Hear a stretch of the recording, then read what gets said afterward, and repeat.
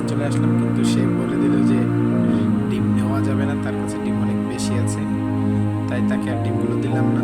চলে যাচ্ছি ওপারে আমাদের গন্তব্যস্থলে, সেখানে গিয়ে ডিম দিয়ে আসবো ইনশাল্লাহ।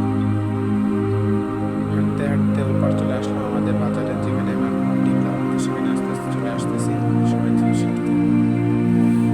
সন্ধ্যার আগে বাজারটা খুব জাঁকজমক থাকে।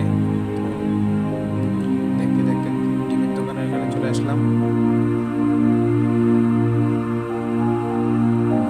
ডিমের মালিক বলতেছে যে ভাই খুচরা টাকা দেন, কিন্তু আমার কাছে কোনো টাকা ছিল না, তো তাকে খুচরা দিইনি।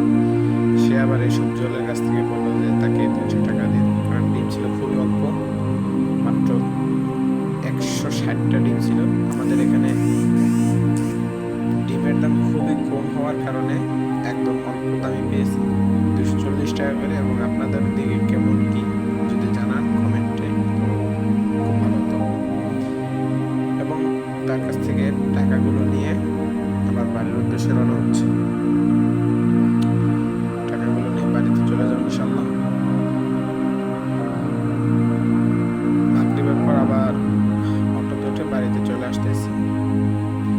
যাওয়ার মাঝখানে হঠাৎ করে মনে পড়লো যে আম্মু তো আটা নিতে বলছিল, সেটা ভুলে গেছিলাম।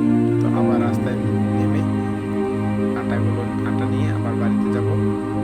সামনে ইনশাল্লাহ সামনে দোকানে সেটা নামবো, নেমে আটা নিয়ে আবার বাড়ির উদ্দেশ্যে রওনা হবো।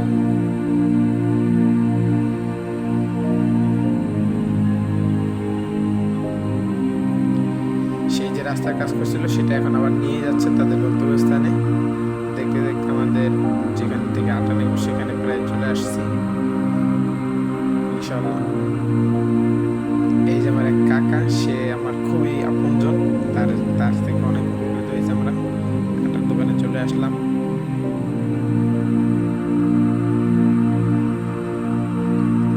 বলছি, সে আটা আনতেছে, দিচ্ছে আটা দিচ্ছে, তাকে টাকাটা দিয়ে আমি আটা নিয়ে আমার বাড়ির উদ্দেশ্যে রওনা দিব।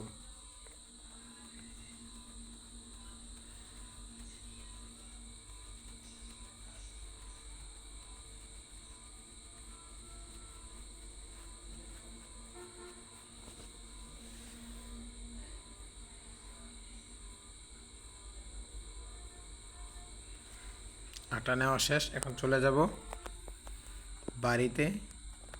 টাটা, বাই বাই, আবার দেখা হচ্ছে অন্য ভিডিওতে।